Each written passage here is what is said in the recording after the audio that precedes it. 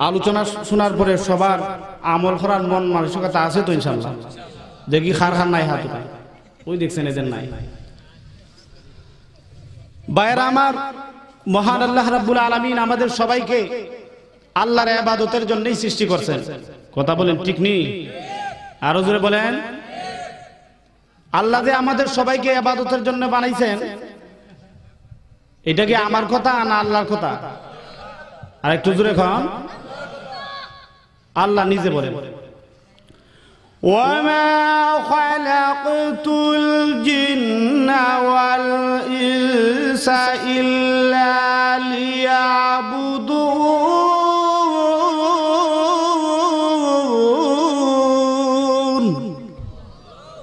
আল্লাহ রাব্বুল আলামিন বলেন, আমি জিন এবং মানুষকে আমি আল্লাহর ইবাদতের জন্য সৃষ্টি করছি।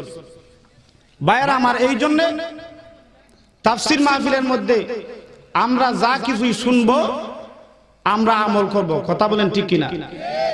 যাই হোক, আমি বাড়তি কথা না বলে আমি সরাসরি আমার বিষয়ের উপর আমি চলে যাচ্ছি। ভাইরা আমার, আল্লাহ রাব্বুল আলামিন আমার তেলাওয়াতকৃত আয়াতের মধ্যে বলেছেন, ওয়াস-সামাই যাতিল বুরুজ।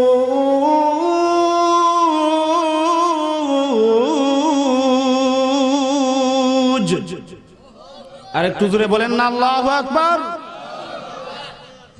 আল্লাহ রাব্বুল আলামিন আমার এই তেলাওয়াতকৃত আয়াতের মধ্যে আল্লাহ বলছেন, আল্লাহ কসম খেয়েছেন বুরুজ বিশিষ্ট আসমানে। বুরুজ শব্দের অর্থ হলো নক্ষত্র। বুরুজ বলা হয় বড় বড় নক্ষত্রকে। তাফসীর ইবনে কাসিরের মধ্যে উল্লেখ আছে, বুরুজ বিশিষ্ট আসমান আল্লাহ কেন কসম খাইলেন, এইটার কয়েকটা শানে নুজুল আছে। বলবো কয়েকটা শানে নুজুল, এর মধ্যে একটা শানে নুজুল আমি বলি।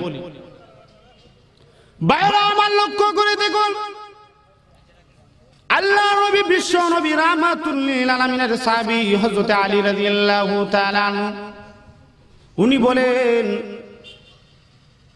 বিশ্ব নবী রাহমাতুল লিল আলামিন আসার আগে মক্কার যে সমস্ত মুশরিকরা ছিল, আহলে কিতাব যারা ছিল, তাদের ধর্মের মধ্যে কিন্তু মদ্যপান তাদের জন্য হালাল ছিল।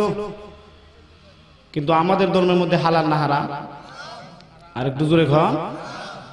এটা কি হারাম? কি এখনো পর্যন্ত হারাম? খালি সামান্য সময়ের জন্য না কিয়ামত পর্যন্ত হারাম? কিয়ামত পর্যন্ত হারাম। বাইরে আমার লক্ষ্য করে দেখো, আলী রাদিয়াল্লাহু তাআলা আনহু ডাক দিয়া বলেন, একজন বাদশা ছিল, ওই বাদশা তখন মদ পান করে নিল। বাদশা যখন মদ পান করে নিল, তখন বাদশা দেখা যায় আর হুঁশ নাই, বেহুশ অবস্থায় রয়ে গেছে। মদ পান করলে মানুষের মাথার যে একটা আকল, একটা যে জ্ঞান আছে, এটা কিন্তু মানুষের ঠিক থাকে না। কথা বলেন ঠিক নেই? বউর দরজায় মদ খায়া গিয়া বউরে হয় মা, মা জোরে খন না, বউরে হয় মা, আবার মা রে গিয়া হয় বউ। এরকম কিছু পাগল ছাগল আসেনি? আরো জোরে খন। তো দেখেন, এই বাদশা একজন জালিম বাদশা ছিল। এই জালিম বাদশা মদ যখন খাইলো, এখন দেখা যায় তার মাথা ঠিক নাই। ভাইরা আমার, ওই জালিম বাদশা মদ খাওয়ার পরে এমনি সে তার আপন বোনের সাথে জিনা করে ফেললো। নাউজুবিল্লাহ। আমার ভাইরা বন্ধুরা লক্ষ্য করে দেখুন, ওই জালিম বাদশা যখন বোনের সাথে জিনা করে ফেললো, এমনি দেখা যায় কিছুক্ষণ পরে যখন ওই জালিম বাদশার যখন হুঁশ পেল, এমনি সে ভীষণ লজ্জা পেয়ে গেল। এমনি ডাক দেয়া বলে, বোন রে, এখন তো তোর সাথে আমি জিনা করে ফেললাম, এখন মানুষের সামনে আমি কিভাবে মুখ দেখাবো? হ্যাঁ বোন, আমি আমার প্রজার সামনে কিভাবে মুখ দেখাবো? এই জন্য আমি এখন প্রজাদের সামনে আমি গিয়ে তাদেরকে একটা ঘোষণা আমি দিয়ে দেব। কি সেই ঘোষণা? আমি তামাম পৃথিবীর আমার রাজ্যের সব মানুষদেরকে আমি ডাক দেয়া বলবো, বোনের সাথে বিবাহ আল্লাহ হালাল করে দিয়েছেন। বলেন না নাউজুবিল্লাহ। নিজে খারাপ কাজ করছে মদ খাইয়া, এখন বোনের সাথে বিবাহ করা বৈধ করে দিত। কত বড় কথা, আর একটু জোরে বলেন না। আমার ভাইয়েরা বন্ধুরা, যেই কথা সেই কাজ। এমনি ওই জালেম বাদশা তখন তার প্রজাদের সামনে সব প্রজাদেরকে ডাক দেয়া বলল, মানুষেরা রে, মহান আল্লাহ রাব্বুল আলামিন আপন বোনের সাথে বিবাহ বৈধ করে দিয়েছেন, নাউজুবিল্লাহ। এমনি প্রজারা সব মানুষেরা ডাক দেয়া বলে, বাদশা শুনো, আল্লাহ রাব্বুল আলামিন কত নবী কত পয়গম্বর পাঠালেন, কিন্তু এই রকম নতুন কোন বিধান আমরা দেখিনি। বাদশা, এই রকম বিধান আমরা ভবিষ্যতেও মানব না। সুবহানাল্লাহ। আমার ভাইয়েরা বন্ধুরা, লক্ষ্য করে দেখুন, এইভাবে যখন বাদশার কথা যখন মানল না, এই না মানার কারণে এমনি বাদশা তখন তার বোনের সামনে গেল, বোনকে ডাক দেয়া বলতেছে, ও বোন, আমি যখন তাদেরকে এই ফতোয়াটা দিয়েছি, তারা আমার ফতোয়া মানবে না, এখন কি করা যায়? এমনি বোন তখন জালেম বাচ্চাকে ডাক দেয়া বলতেছে, এ বাদশা, তোমাকে একটা কাজ আমি করতে বলবো, একটা বুদ্ধি আমি তোমাকে দেব। হ্যাঁ বাচ্চা, তুমি শুনে রাখো, তুমি সব মানুষদেরকে ডাক দেয়া বলো, মানুষেরা রে, তোমরা যদি আমার দেওয়া বিধান যদি তোমরা না মেনে নাও, তাহলে তোমরা শুনে রাখো, আমি বাদশা প্রয়োজনে তোমাদেরকে বেত্রাঘাত করব। আমার ভাইয়েরা বন্ধুরা, ওই জালেম বাদশা তখন মানুষদেরকে ডাক দেয়া বললো, মানুষেরা শোনো, তোমরা যদি আমার দেওয়া বিধান যদি তোমরা অস্বীকার করো, আমার দেওয়া বিধান যদি তোমরা না মানো, তাহলে আমি তোমাদেরকে বেত্রাঘাত করব। সব মানুষ ডাক দেয়া বলো, বাদশা শোনো, বেত্রাঘাত করতে করতে আমাদের জীবন চলে যেতে পারে, কিন্তু আমরা এই রকম বিধান আমরা মানব না। বাদশা যখন দেখলো জনগণ, বাদশা যত দেখা যায় আইন করে কঠোর, জনগণ দেখা যায় আইন অমান্য করতে আরো বেশি কঠোর। সুবহানাল্লাহ বললেন না? এদেরকেই বলা হয় খাঁটি মুমিন। কথা বলেন ঠিক কিনা? আমার ভাইয়েরা বন্ধুরা, জালিম বাদশা যত কঠোর আইন করে, জনগণ দেখা যায় আরো কঠোর হয়, আরো কঠোর হয়। বাদশা যদি বলে তোমাদেরকে বেত্রাঘাত করব, জনগণ বলে অসুবিধা নাই, বেত্রাঘাত করতে করতে আমাদের জীবন চলে যেতে পারে, আমাদের প্রাণ বাহির হয়ে যেতে পারে। এরপরেও বাদশা আমরা এই রকম বিধান মানতে রাজি না। আমার ভাইয়েরা বন্ধুরা, এমনি ওই জালিম বাদশা আবার তার বোনের সামনে গেল, এমনি ডাক দেয়া বলে, বোন রে, আমি যখন এই আইনটা করলাম, আমি যখন তাদেরকে বেত্রাঘাত করার কথা বললাম, এরপরেও দেখা যায় তারা মানতে রাজি না, এবার তুমি আমাকে একটা বুদ্ধি দাও। এমনি ওই জালিম বাদশার বোন ডাক দেয়া বলতেছে, বাদশা শুনো, তোমাকে আমি আরেকটা বুদ্ধি দিতে পারি। কি সেই বুদ্ধি? হে বাদশা, আরেকটা বুদ্ধি হলো, তুমি জনগণকে গিয়ে বলো, তোমরা যদি আমার এই আইন যদি তোমরা অমান্য করো, আমার দেওয়া আইন যদি তোমরা না মারো, তাহলে তোমরা শুনে রাখো, তোমাদেরকে আমি হত্যা করে ফেলবো, তোমাদেরকে হত্যা করে ফেলবো, প্রয়োজনে তোমাদেরকে আমি তোমাদের উপর আমি তরবারি উঠাবো। মানতেই হবে আমার। বর্তমান হয়তো দেখবেন আমাদের দেশের মধ্যে হয়তো নাও থাকতে পারে, কিন্তু বিশ্বের মধ্যে এই রকম জালিম বাদশা আছে কি নাই? আরো ধরে বলে, জালিম বাদশা আছে এরকম। বর্তমান দেখেন সৌদি আরব, যেই সৌদি আরবের মধ্যে মহিলারা এখন গাড়ি চালায়। কথা বলেন ঠিক কিনা? সিনেমা হল দেখা যায়, বাদশা সেই কুখ্যাত বাদশা সালমান সিনেমা হলের লাইসেন্স পর্যন্ত কইরা দিছে, বলেন না নাউজুবিল্লাহ। অথচ বিশ্বনবী মুহাম্মদুর রাসূলুল্লাহ সাল্লাল্লাহু আলাইহি ওয়াসাল্লামের জন্মস্থান মক্কা নগর, বিশ্বনবী শুয়ে আছেন মদিনার মধ্যে, আজ দেখা যায় জালিম কুখ্যাত বাদশা সালমান এখানে দেখা যায় মহিলাদের ড্রাইভিং এর লাইসেন্স দিয়ে দিয়েছে। শুধু তাই না আমার ভাইয়েরা, পতিতালয়ের ব্যবসাখানার ব্যবসা পর্যন্ত সে আজ দেখা যায় লাইসেন্স করে দিয়েছে, বলেন না নাউজুবিল্লাহ। আমি সালমানকে বলতে চাই, তোমার সেই জুলুম বেশি দিন থাকবে না। জুলুম করেছিল সাদ্দাত, জুলুম করেছিল নমরুদ, জুলুম করেছিল কারুন, জুলুম করেছিল ফেরাউন, কিন্তু কেউ কি ঠিকছে? ফেরাউন না শেষ পর্যন্ত কিভাবে মরল? নদীর মধ্যে দেখা যায় আমানতু আন্নাহু লা ইলাহা ইল্লাল্লাহ, কালেমাটা পড়বো, জিব্রাইল আয়া কয় কালেমা পড়তে সারা জীবন খুদাই দাবি করছস না, কইয়া ফেক আছে না, ফেক মুখের মধ্যে ঠেল্লা বলছে। আর নমরুদ কিভাবে মরছে? আল্লাহর সাধারণ একটা সৃষ্টিজীব, একটা মশা দেখা যায় নাকের ভিতরে ঢুকছে, নমরুদ ঢুকছে না, ঢুকার পরে এখন কি করে, এখন মাথার মধ্যে এমনি তাফায়, এখন দেখা যায় আরাম লাগে, জুতা দি বাইরায় আরাম লাগে। এখন একজন বেতন ভুক্ত রাখছে, তোরে বেতন দিব, তুই আমার ডেইলি জুতার বাড়ি দিবি। বলে কিভাবে? জাহাপনা এটা কোন কি, আপনি একজন বাদশা মানুষ আর আপনাকে আমি এইভাবে জুতা দিয়ে ফিটাবো? এটা তো আপনার শানের খেলা। আর কি শানের খেলা বলো? জুতা দিয়ে বাইরে আমার আরাম লাগে, আমি যে সময় তোরে বলবো এই সময় তুই জুতা দিয়ে বাইরে। আচ্ছা ঠিক আছে। এইভাবে দেখা যায় কতক্ষণ পর পর, আধা মিনিট পরে 1 মিনিট পরে জুতা দিয়ে বাড়ি খাদিমে হয়ে আরে এটার যন্ত্রণা আর করবো কি। একদিন এমন জোরে বাড়ি দিছে, বাড়ি দিয়া দেখা যায় সে এখানেই শেষ পর্যন্ত জুতার বাড়ি খাইয়া কি হয়েছে, মরতে হয়েছে না। বুট জুলুম করছিল, ডব্লিউ বুট জুলুম করছে না, অনেক মানুষের উপর জুলুম করছে। শেষ পর্যন্ত একজন সাধারণ একজন সাংবাদিক সে কি করছে, বুটে দেখা যায় জুতা চুইরা মারে। কথা বলে ঠিক না? শেষ পর্যন্ত তার যেই জুতা মার্কেট থেকে ক্রয় করেছিল মাত্র 500 অথবা 1000 টাকা দিয়ে, এটা দেখা যায় কোটি কোটি টাকা গেছে। সুবহানাল্লাহ। আমার ভাইয়েরা বন্ধুরা লক্ষ্য করে দেখুন, বলতেছিলাম ওই বাদশা তখন তাদেরকে হত্যার ভয় দেখাইল, তরবারির দেখানোর ভয় দেখাইল, এমনি ডাক দিয়ে বললো মানুষের আরে তোমরা যদি আমার দেওয়া বিধান যদি তোমরা না মানো তাহলে তোমরা শুনে রাখো আমি বাদশা তোমাদের উপর আমি তরবারি উঠাবো। এমনি মানুষের ডাক দিয়ে বলে বাড়ি জালিম বাদশা শুনো, এইরকম বিধান আমরা কোনোদিন মানবো না, কোন নবী এইরকম বিধান আমাদেরকে দিয়ে দেন না।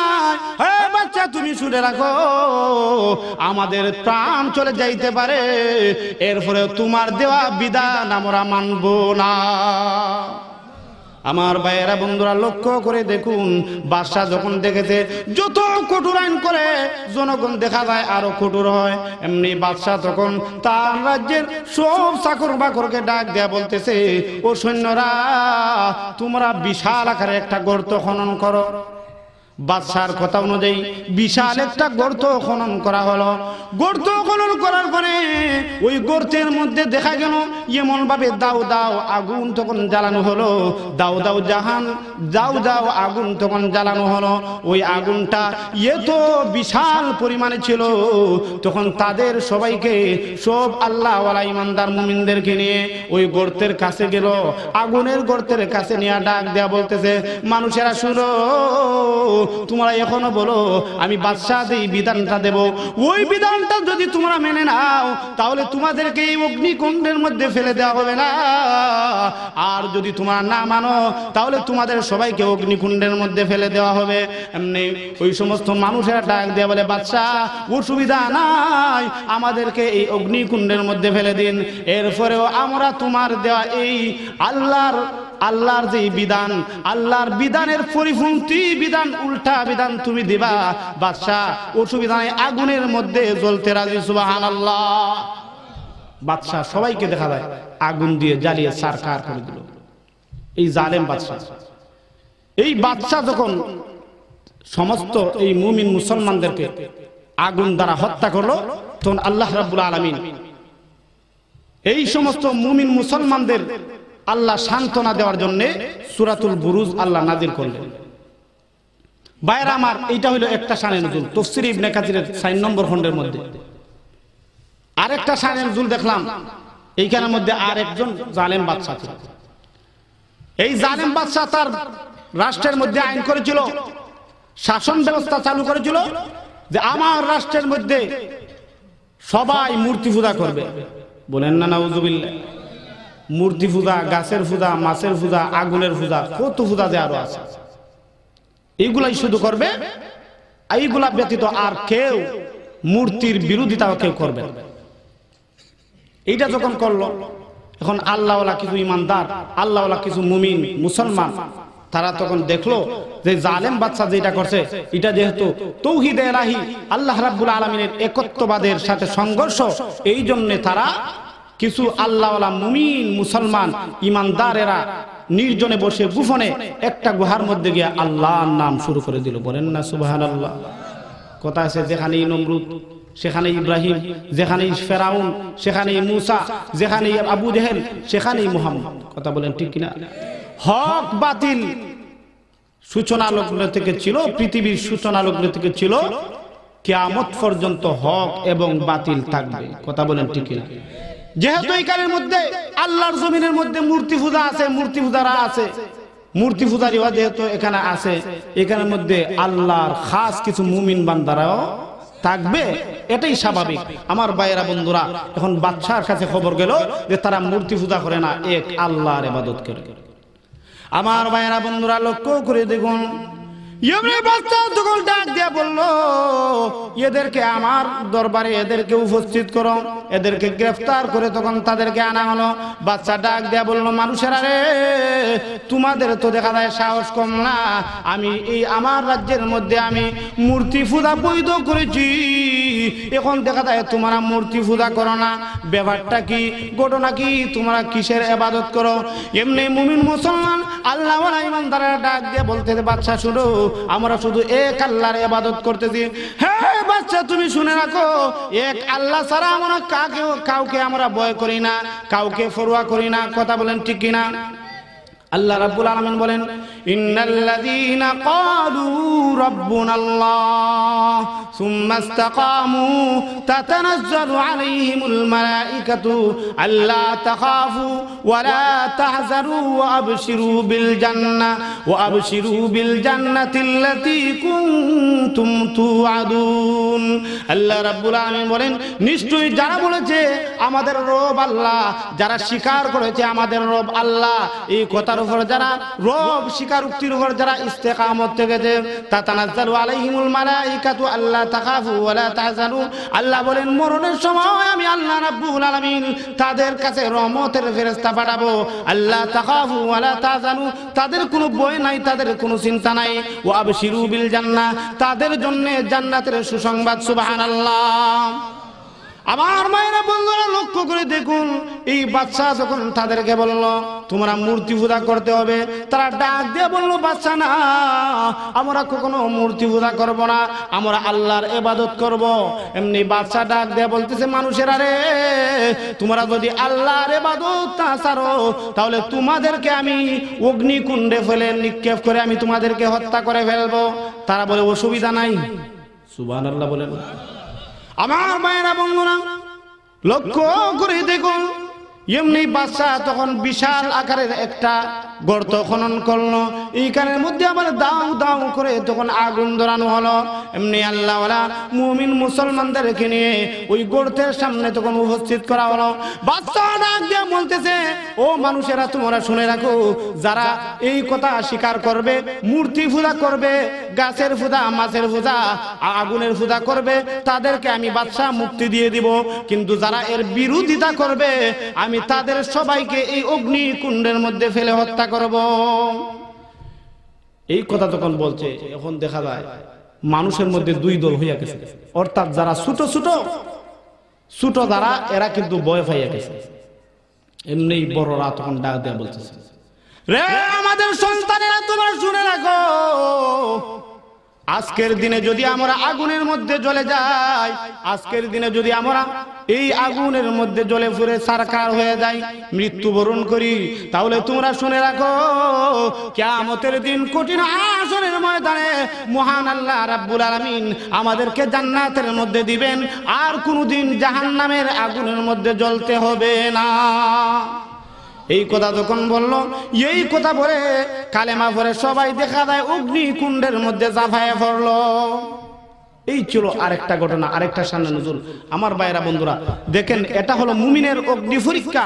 মুমিনেরা একমাত্র তারা বুঝে যে আল্লাহ রাব্বুল আলামিন আমাদের রব, আল্লাহ আমার রব, আল্লাহ আমার সব। কথা বলেন ঠিক কিনা? আল্লাহ হলেন আমার রব, আল্লাহ আমার সব, আল্লাহ ছাড়া আর কেউ আমাদের রব নয়। কথা বলেন ঠিক কিনা?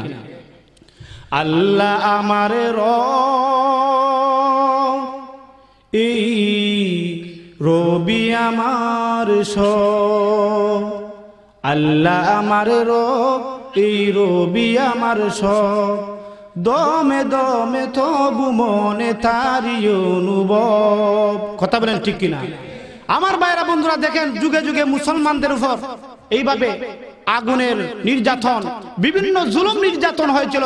বেঈমান কাফেররা এইভাবে নির্যাতন চালিয়েছিল এক আল্লাহ থেকে, যাতে তারা বিশ্বাস থেকে যাতে তারা দূরে সরে যায়। এইভাবে বিভিন্ন মুসলমানদেরকে তারা নির্যাতন করে আসছে। কথা বলেন ঠিক কিনা? এটা শুধু এখনো নয়, এখনো নির্যাতন চলতেছে। রোহিঙ্গা মুসলমানদের উপর নির্যাতন চলতেছে। বর্তমানে চীনের উইগুরের মধ্যে মুসলমানদের উপর নির্যাতন চলতেছে। কথা বলেন ঠিক কিনা? এর একমাত্র কারণ আল্লাহ রাব্বুল আলামিনকে তারা এক বলে স্বীকার করে। দেখেন বেলাল হাবশী রাদিয়াল্লাহু তাআলা, উনি অনেক কালো সাহাবী ছিলেন, গঠন ছিল এমনি। কথা বলেন ঠিক না? গঠনের কোনো মিল ছিল না বেলাল রাদিয়াল্লাহু তাআলা। এরপরে দেখা যায় বেলাল যদিও হয় কালো, কিন্তু মহান আল্লাহর কাছে অনেক ভালো। কথা ঠিক? আরে খুব জোরে বলেন না ভাইরা আমার। বেলাল রাদিয়াল্লাহু তাআলা দেখেন, উনি যখন মুসলমান হইলেন, উমাইয়া ইবনে খলফ বেলালের মালিক, দেখা যায় গলার মধ্যে রশি টানাইয়া গরম বালুর দিকে দেখা যায় ঠাই নালে। আবু বকর সিদ্দিক রাদিয়াল্লাহু তাআলা উনি বেলালের ফাঁস দিয়া যায়, কিন্তু উনারে যে সাহায্য করবো বেলাল রে, উনার এই ক্ষমতাটা নাই। তখন উনি বলেন যে আমি বেলাল রে একটা কি করতে পারি, আমি বেলাল রে কিছু বুদ্ধি আমি দিতে পারি। রে বেলাল, বেলাল রে লক্ষ্য করে দেখে বেলাল শুধু আল্লাহু আহাদ, আল্লাহু আহাদ, আল্লাহ এক, আল্লাহ এক, আল্লাহ এক, আল্লাহ ছাড়া কোনো মাবুদ নাই, আল্লাহু আহাদ, আল্লাহু আহাদ এইটা বলতেছে। আবু বকর সিদ্দিক ডাক দিয়ে বলেন, বেলাল রে, আমাদের আল্লাহ এমন আল্লাহ, যেই আল্লাহ আস্তে বললেও শুনে, জোরে বললেও শুনে। আর একটু জোরে বলেন না। আস্তে বললেও শুনে, জোরে বললেও শুনে। শুধু আসছে না, আমরা যে অন্তর দ্বারা কল্পনা করি, এই অন্তরের খবরটা পর্যন্ত আল্লাহ। কথা বলেন ঠিক কিনা? এটা আমার কথা না, এটা আল্লাহর কুরআনের কথা। আল্লাহ বলেন, ইন্নাল্লাহা আলিমুম বিযাতিস সুদূর।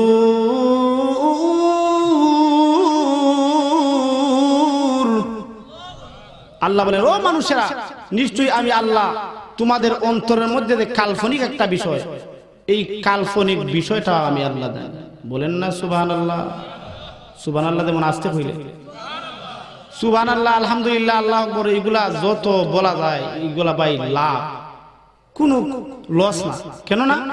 দেখেন একবার যদি কেউ আল্লাহর মুমিন ইমানদার আল্লাহর বান্দা বান্দি যদি একবার যদি কেউ সুবহানাল্লাহ বলে, তাহলে আল্লাহ জানেন কতটুকু সওয়াব দেয়? বেশি না। আসমান আর জমিনের মধ্যে, আসমান আর জমিনের মধ্যে যে শূন্য স্থান আছে, এই শূন্য স্থানটা আল্লাহ সওয়াব দ্বারা ভরপুর করে দেয়। বলেন না আরেকবার সুবহানাল্লাহ? আমার ভাইয়েরা বন্ধুরা লক্ষ্য করে দেখুন, এমনি আবু বকর সিদ্দিক রাদিয়াল্লাহু তাআলা ডাক দিয়ে বলেন, রে বেলাল, আমাদের আল্লাহ এমন আল্লাহ, আস্তে বললেও শুনে, জোরে বললেও শুনে।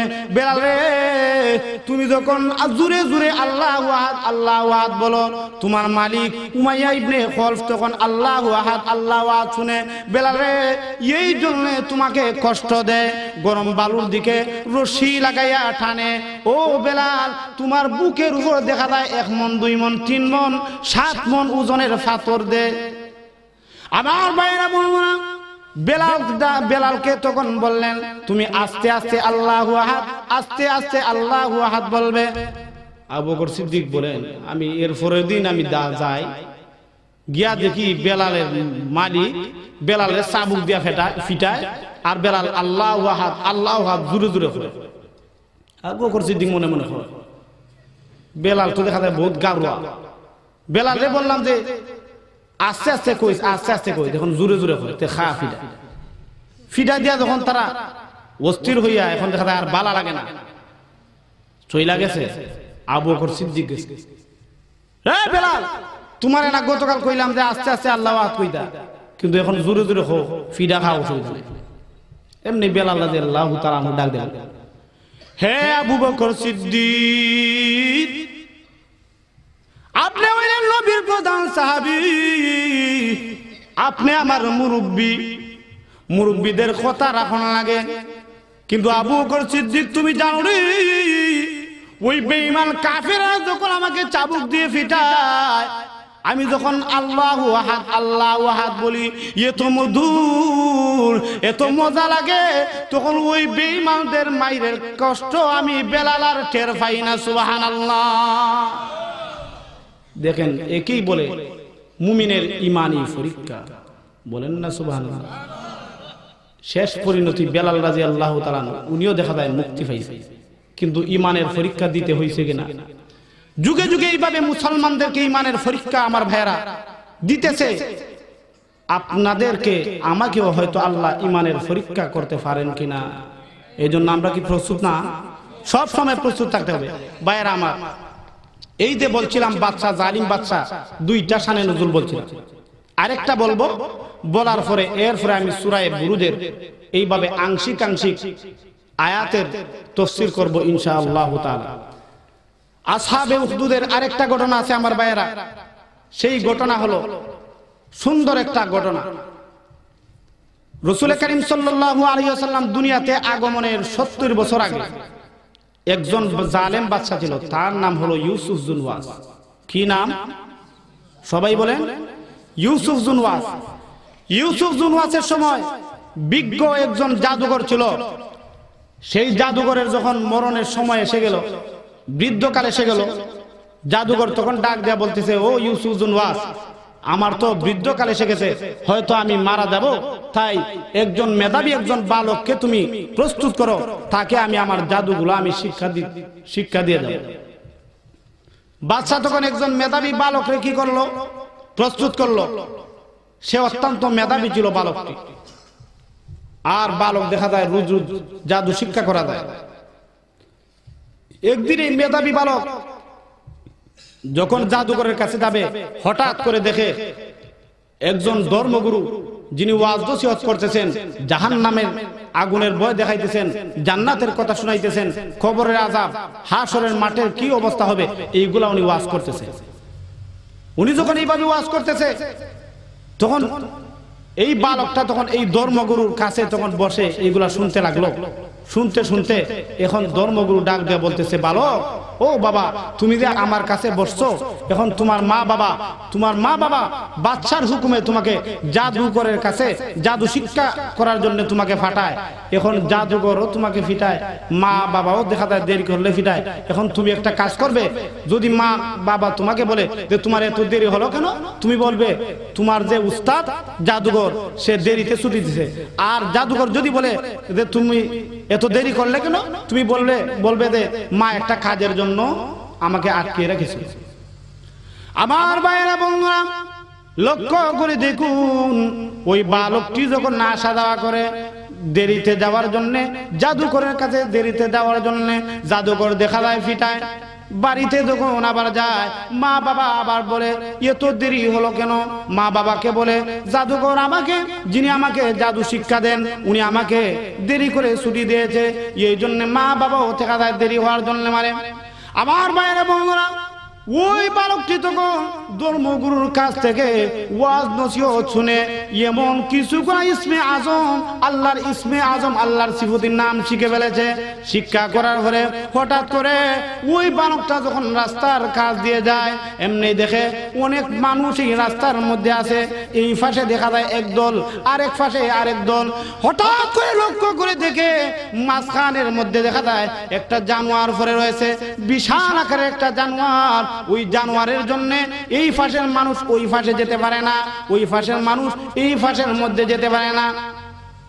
এমনি তখন ওই বালকটা মনে মনে ভাবলো, এখন ওই আমার যে সমস্ত ইসমে আজম রয়েছে এইগুলা আমার প্রয়োগ করার সময়।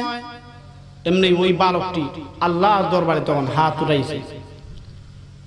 একটা পাথর ওই জানোয়ারের দিকে এমন ভাবে ছুঁড়ে মারছে, পাথরটা ছুঁড়ে মাইরা আল্লাহর কাছে হাত উঠাইছে, প্রভু, ওগো আল্লাহ, প্রভু গো, আমার ধর্মগুরুর যে ধর্ম রয়েছে ইসলাম ধর্ম, ওই ইসলাম ধর্ম যদি তোমার কাছে কবুলিয়তের ধর্ম হয়ে থাকে, সত্য ধর্ম হয়ে থাকে, আল্লাহ গো, তাহলে তুমি ওই জানোয়ারকে শেষ করে দাও। যেই মাত্র এই দোয়াটি করেছেন আমার ভাইয়েরা বন্ধুরা, ওই বালকটির পাথরের আঘাতে দেখা যায় সঙ্গে সঙ্গে জানোয়ারটা মারা গেছে। সুবহানাল্লাহ। মারা যাওয়ার পরে এখন মানুষেরা নিরাপদে দেখা যায় চলাফেরা করে। আমার ভাইয়েরা বন্ধুরা লক্ষ্য করে দেখুন, এমনি ওই বালকটি তখন কিছুদিনের মধ্যে ওই এলাকার মধ্যে গেছে। এলাকার মধ্যে দেখা যায় অনেক মানুষ দেখা যায় ল্যাংড়া, অনেক মানুষ দেখা যায় ঠ্যাং কাটা, অনেক মানুষের দেখা যায় মাথার মধ্যে চুল নাই, অনেক মানুষ দেখা যায় বুবা। ওদের কাছে যখন গেছে, ওদের কাছে গিয়া ডাক দেয়া বলে, ও ভাই তুমি কি কথা বলতে পারো না? আকার ইঙ্গিতে বলে, না আমি কথা বলতে পারি না। এখন দেখা যায় ওই ব্যক্তি ইসমে আজম ফিরা এমন ফুদে, ফুক দেওয়ার সাথে সাথে দেখা যায় ওই ব্যক্তি বুবা ব্যক্তি ছিল, এখন ওই ব্যক্তিও কথা বলা শুরু করে দিয়েছে। বলেন না সুবহানাল্লাহ। শুধু তাই নয়, সাউন্ড আছে না? সাউন্ড আর একটু সাউন্ড আমার ভাইরা, শুধু তাই নয়, যেই ব্যক্তি দেখা যায় ল্যাংড়া, হাঁটতে পারতো না, চলাফেরা করতে পারতো না, ওই ব্যক্তিও দেখা যায় এখন চলাফেরা করে। যেই ব্যক্তির দেখা যায় একেবারে ঠ্যাং নাই, ওই ব্যক্তিও দেখা যায় ঠ্যাং দিয়ে দিছে। আমার ভাইয়েরা বন্ধুরা, যেই ব্যক্তির দেখা যায় তালু চুলাইল চিনেননি, টাক ফরা চুল, চুল নাই টিনের গো, আবার অনেকে মাইন্ড ফিরেন না, হুজুর এইটা কি দাও।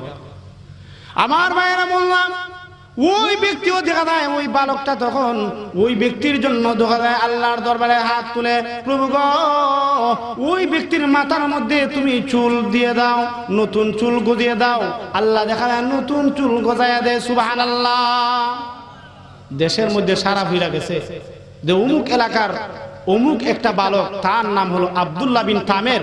আব্দুল্লাহ বিন তামের এত একজন ভালো একজন বুজুর্গ, বিজ্ঞ একজন বুজুর্গ, উনার কাছে গেলে দেখা যায় অন্ধ, লুলা, আতুর খানা যা আছে সবাই দেখা যায় উনি ভালো হইরা। বাদশা ইউসুফ জুনওয়াস, তার কাছে কিন্তু এখনো খবর পৌঁছে নাই। তার ঘরের মধ্যে, তার রাজ্যের মধ্যে একজন অন্ধ একজন মন্ত্রী ছিল, খানা একজন মন্ত্রী, চৌকে দেখে না। ওই ব্যক্তি তখন কিছু হাদিয়া তুফানিয়া আব্দুল্লাহ বিন তামেরের কাছে গেছে। আব্দুল্লাহ বিন তামেরের কাছে গিয়ে ডাক দেয়া বলে, আব্দুল্লাহ বিন তামের রে, ও আব্দুল্লাহ বিন তামের, তুমি নাকি অন্ধ মানুষকে ভালো করতে পারো। আব্দুল্লাহ বিন তামের ডাক দেয়া বলে, মন্ত্রী শুনো, আমার কিন্তু অন্ধ মানুষকে আমার ভালো করার কোনো ক্ষমতা নাই। ভালো করার ক্ষমতা হলো একমাত্র মহান আল্লাহর। কথা বলেন ঠিক না? আরো জোরে বলেন। ভালো মন্দ করার ক্ষমতা একমাত্র কার? আল্লাহ। অন্ধকে দৃষ্টি ফিরিয়ে দেয়া, ল্যাংড়াকে ভালো করা, সন্তান দেওয়ার মালিক একমাত্র কার? আল্লাহ।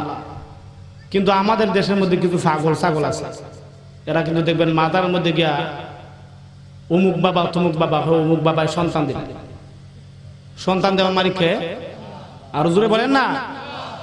যারা বলবে যে অমুক বাবায় সন্তান দেয়, আমার ফিরে সন্তান দেয়, এটা শিরিক হবে, জানি না রেখে। সন্তান দেওয়ার মালিক কে? আল্লাহ। আল্লাহ ছাড়া আর কেউ সন্তান দেওয়ার মালিক নেই। আমার মায়েরা বন্ধুরা লক্ষ্য করে দেখুন, আব্দুল্লাহ বিন তামের ডাক দেয়া বলে, মন্ত্রী মশাই শুনেন, আমি কিন্তু সন্তান, আমি কিন্তু চোখ ভালো দেওয়ার মালিক না। মন্ত্রী মশাই শুনে রাখুন, মহান আল্লাহ রাব্বুল আলামিনের কাছে আমি দোয়া করি, আর মহান আল্লাহ তাআলা মানুষের চোখ ভালো করে দেন। হে মন্ত্রী, আমি একটা বিনিময়ে তোমাকে চোখ ভালো করে দিতে পারি। কি সেই শর্ত?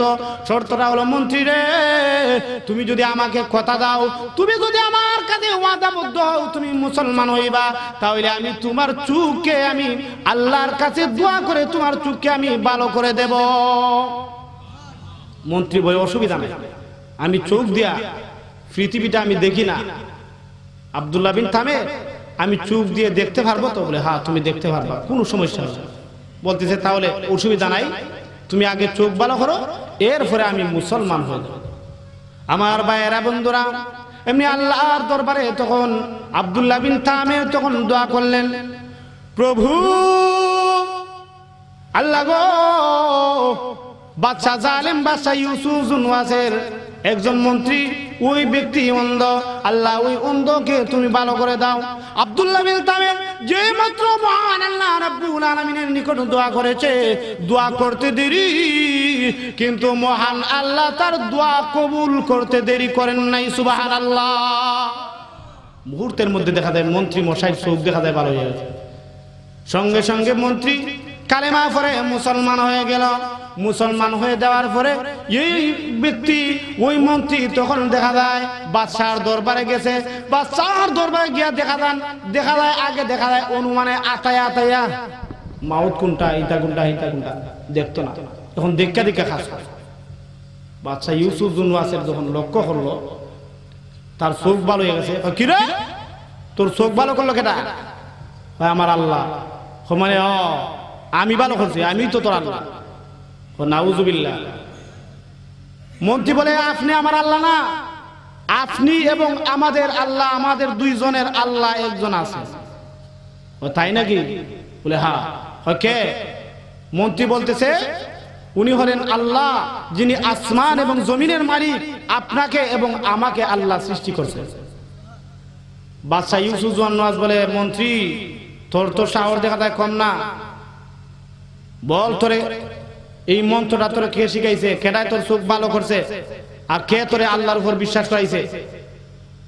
তখন বলতেছে একজন বালক, যেই বালককে তুমি জাদুবিদ্যা শিক্ষা দেওয়ার জন্য বলছিলে, ওই বালক আব্দুল্লাহ বিন তামের। বলেন না সুবহানাল্লাহ। এবার বাদশা আব্দুল্লাহ বিন তামেরের কাছে লোক পাঠায় তখন আব্দুল্লাহ বিন তামেরকে তখন গ্রেফতার করে আনলো। এবার বাচ্চা ডাক দেয়া বলে আব্দুল্লাহ বিন তামের রে, ও আব্দুল্লাহ বিন তামের, তোমার তো দেখা যায় সাহস কম না। আমার রাজ্যের অনেক মানুষকে দেখা যায় তুমি মুসলমান বানিয়ে ফেলছো। হে আব্দুল্লাহ বিন তামের, এবার বলো তুমি ওই ইসমে আজমটা, ওই আল্লাহর ধর্ম অর্থাৎ আল্লাহর যে ধর্ম রয়েছে, তুমি কিভাবে মুসলমান হইলা? কে তোমারে মুসলমান বানাইলো? আমার ভাইয়েরা বন্ধুরা লক্ষ্য করে দেখুন, ওই ধর্মগুরু, ওই খ্রিস্টান ধর্মগুরু যেই ব্যক্তি মুসলমান বানিয়েছিল, ওই ধর্মগুরু আব্দুল্লাহ বিন তামেরের উস্তাদ তখন বলেছিল, আব্দুল্লাহ বিন তামের রে, তুমি যেহেতু ইসমে আজম শিখে ফেলেছো, তোমাকে কিন্তু অনেক ইমানের পরীক্ষা দিতে হবে। হে আব্দুল্লাহ বিন তামের, তুমি তোমার কাছে অনুরোধ হলো তুমি কখনো বাদশাকে আমার নামটা তুমি বলো না। এমনি আব্দুল্লাহ বিন তামের ডাক দেয়া বলতেছে, ও বাচ্চা, আমি যার কাছ থেকে আমি ইসমে আজম শিখেছি, যার কাছে আমি ইসলাম ধর্ম গ্রহণ করেছি, বাচ্চা তুমি শুনে রাখো, তার নাম আমি কখনো বলবো না। এমনি বাচ্চা আব্দুল্লাহ বিন তামেরকে তার সৈন্যের মাধ্যমে এমন ভাবে কষ্ট দেওয়া শুরু করলো, বিভিন্ন প্রকারের কষ্ট তখন দেওয়া শুরু করলো। কষ্ট পাইতে পাইতে হঠাৎ একদিন আব্দুল্লাহ বিন তামের তখন ডাক দেয়া বলে, বাচ্চা আর কষ্ট দিও না রে বাদশা, এবার আমি নামটা বলে ফেলবো। ও বাদশা তুমি শুনে রাখো, আমি যখন জাদু বিদ্যা শিক্ষা করার জন্য আমি যাইতাম, ও বাদশা ওই মাঝখানের মধ্যে একটা বাড়ি রয়েছে, ওইখানের মধ্যে অমুক একজন ধর্মগুরু তিনি ওয়াজ নসিহত করতেন, এক আল্লাহর দাঈ ছিলেন, এক আল্লাহর পক্ষে তিনি দাওয়াত দিতেন। বাদশারে ওই ব্যক্তির কাছে আমি হাত ধরে মুসলমান হয়ে গেছি। এমনি ওই বাচ্চা তখন তার সৈন্য বাহিনী ফাটাইয়া, সেনা বাহিনী ফাটাইয়া গ্রেফতার করে তখন ওই ধর্মগুরুকে ডাক দেয়া বলতেছে, ও ধর্মগুরু, তুমি আব্দুল্লাহ বিন তামেরকে তুমি আল্লাহর পথে দাওয়াত দিয়ে তুমি আমার কাছ থেকে তুমি দূরে সরিয়ে নিয়েছো। শুধু তাই না, তুমি শুনে রাখো, ওই আব্দুল্লাহ বিন তামের তোমার কাছে মুসলমান হওয়ার কারণে আমার এলাকার শত শত হাজার হাজার মানুষকে মুসলমান বানিয়ে ফেলেছে। হে ধর্মগুরু, আর তোমার রক্ষা নাই, এবার খরার দ্বারা তোমাকে দ্বিখণ্ডিত করে ফেলবো। এমনি লোকদেরকে ডাক দেয়া বললো, লোকেরা রে, ওই ধর্মগুরুকে তোমরা আর দেরি করো না, করার দ্বারা তাকে দ্বিখণ্ডিত করে দাও। বাচ্চা যেহেতু আদেশ করলো, আদেশ করার সাথে সাথে করার দ্বারা ওই ব্যক্তিকে দ্বিখণ্ডিত করে দিল। ধর্মগুরু দেখা যায় ইমানের পরীক্ষা দিয়ে উনিও দুনিয়া থেকে বিদায় নিলেন। শাহাদাতের পেয়ালা পান করে এই ধর্মগুরু তখন বিদায় হয়ে গেল। এবার আব্দুল্লাহ বিন তামেরকে ডাক দেয়া বললো, আব্দুল্লাহ বিন তামের, তুমি মুসলমান ধর্ম পরিত্যাগ করো, ইসলাম ধর্ম তুমি পরিত্যাগ করো, তাহলে তোমাকে কষ্ট দেব না। আব্দুল্লাহ বিন তামের ডাক দেয়া বলে, বাচ্চা শুনো, আমার উস্তাদ যেই পথের প্রতীক, আমিও এই পথের প্রতীক। আমার উস্তাদকে যেহেতু তুমি করার দ্বারা দ্বিখণ্ডিত করে ফেলেছ, হে বাদশা, আমাকেও যদি তুমি শাহাদাত করে ফেলো, আমাকেও যদি তুমি হত্যা করে ফেলো, আমাকে হত্যা করতে পারো, এরপরেও আমি ইসলাম ধর্ম ছাড়তে রাজি না। সুবহানাল্লাহ। আমার ভাইয়েরা বন্ধুরা লক্ষ্য করে দেখুন, এমনি বাদশা তখন ডাক দেয়া বলতেছে, ও আমার লোকেরা, ও আমার লোকেরা, তোমরা শুনে রাখো। তার সেনাবাহিনীদেরকে ডাক দেয়া বলতেছে, আব্দুল্লাহ বিন তামেরকে তোমরা ওই যে একটা উঁচু একটা পাহাড় রয়েছে, ওই পাহাড়ের উপর থেকে তোমরা ফেলে দাও। ওই পাহাড়ের উপর থেকে যদি ফেলে দাও, তাহলে ওই বালক আব্দুল্লাহ বিন তামের আর এই পৃথিবীর মধ্যে থাকবে না। ওই ব্যক্তি ওই পাহাড় থেকে পরে মারা যাবে। আমার ভাইরা বন্ধুরা লক্ষ্য করে দেখুন, আব্দুল্লাহ বিন তামের এবার কিন্তু ইমানের অগ্নি পরীক্ষা দেওয়ার জন্য, ইমানি পরীক্ষা দেওয়ার জন্য উনি কিন্তু প্রস্তুতি গ্রহণ করে ফেললেন। আব্দুল্লাহ বিন তামের তখন আব্দুল্লাহ বিন তামেরকে ধরে উঁচু একটা পাহাড়ের মধ্যে নিলেন। উঁচু পাহাড়ের মধ্যে নিয়ে আব্দুল্লাহ বিন তামেরকে যেই মাত্র ধাক্কা দিয়ে ফেলে দেওয়া হবে, এমনি আব্দুল্লাহ বিন তামের আল্লাহর দরবারে হাত তুলিয়ে বলেন, রাব্বুল আলামিন, ওগো আল্লাহ, তুমি যে কোনো মুহূর্তে আল্লাহ ইসলাম ধর্মকে রক্ষা করার জন্য আল্লাহ তুমি আমাকে বাঁচাও, ওই সৈন্যদের মধ্য থেকে আমাকে বাঁচাও। এবার আব্দুল্লাহ বিন তামের যখন এই কথা বললেন, আল্লাহ রাব্বুল আলামিন দোয়াকে তখন কবুল করে নিলেন। ওই সেনাবাহিনীরা যখন ধাক্কা দিয়ে ওই ব্যক্তিকে ফেলে দিল, ধাক্কা দিয়ে ফেলে দেওয়ার সাথে সাথে আব্দুল্লাহ বিন তামের দেখা যায় মৃত্যুবরণ করলেন না। মহান আল্লাহ রাব্বুল আলামিন কুদরতি হাত দ্বারা হেফাজত করে নিলেন। আব্দুল্লাহ বিন তামের দেখা যায় বেঁচে গেলেন। উনার সৈন্য যারা ছিল সবাই দেখা যায় মারা গেছে। বলেন না সুবহানাল্লাহ। এবার আব্দুল্লাহ বিন তামের আবার বাদশার দরবারে দাঁড়াইয়া বাদশার দরবারে গেলেন। বাদশা ডাক দিয়া বলেন, আব্দুল্লাহ বিন তামের, ও আব্দুল্লাহ বিন তামের, তুমি কি মরনি? আমি তো মরি নাই। রে আব্দুল্লাহ বিন তামের, তাহলে আমার লোকগুলি কোথায়? ওই আব্দুল্লাহ বিন তামের ডাক দিয়া বলে, বাদশা, তোমার লোকগুলি ওই পাহাড় থেকে পরে মারা গেছে। সুবহানাল্লাহ। বাদশা এই কথা যখন শুনলো, এমনি তখন তার আরো কিছু লোককে পাঠাইয়া বলল, ও আমার লোকেরা, ওই আব্দুল্লাহ বিন তামেরকে তোমরা এবার নৌকার মধ্যে আরোহণ করাও।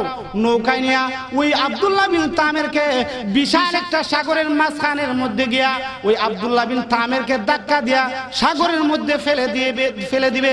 তাহলে দেখবে আব্দুল্লাহ বিন তামের মারা যাবে। কথা আছে যে রাখেন আল্লাহ, মারেন কে? কথা বলেন, রাখেন আল্লাহ, মারেন আল্লাহ।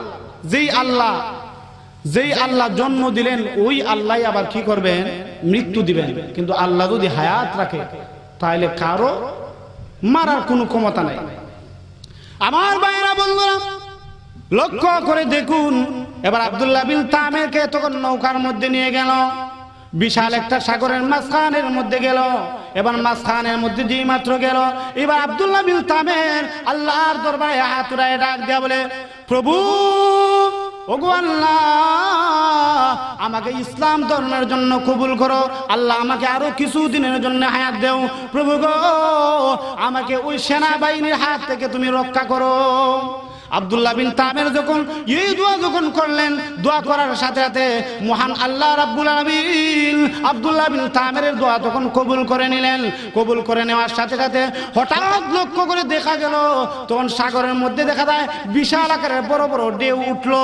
ঢেউ উঠার সাথে সাথে সঙ্গে সঙ্গে দেখা যায় ওই সমস্ত সেনাবাহিনী যারা রয়েছিল, আব্দুল্লাহ বিন তামের তখন দেখা যায় বেঁচে আসলো। আব্দুল্লাহ বিন তামেরকে আল্লাহ বাঁচিয়ে রাখলেন। আর ওই যে বাচ্চার যেই সমস্ত সেনাবাহিনী ছিল ওরা দেখা যায় সাগরের মধ্যে ডুবে মারা গেল।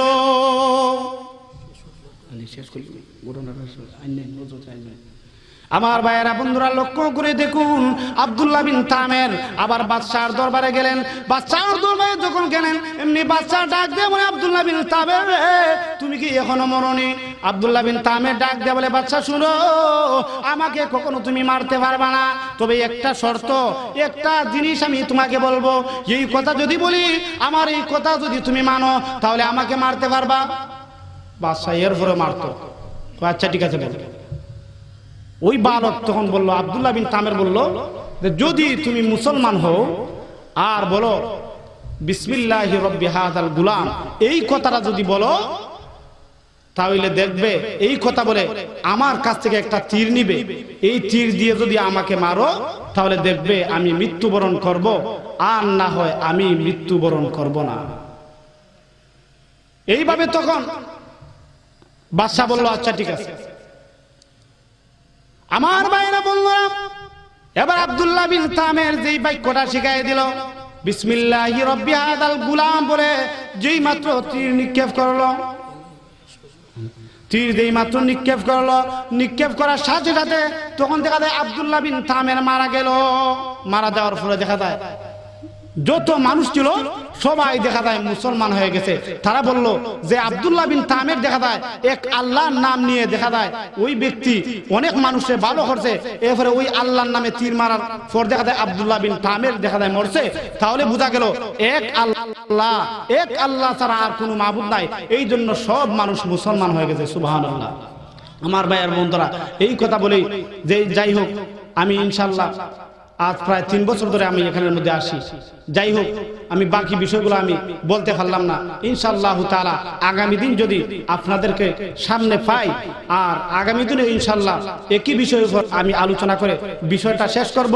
সবাইকে ধন্যবাদ, আর এবং সাহাবা সমাজ কল্যাণ সংস্থা সবাইকে ধন্যবাদ জানিয়ে আমি আমার বক্তব্য এখানেই শেষ করলাম। আমিন ওয়া আখিরু দাওয়ানা আলহামদুলিল্লাহি রাব্বিল আলামিন।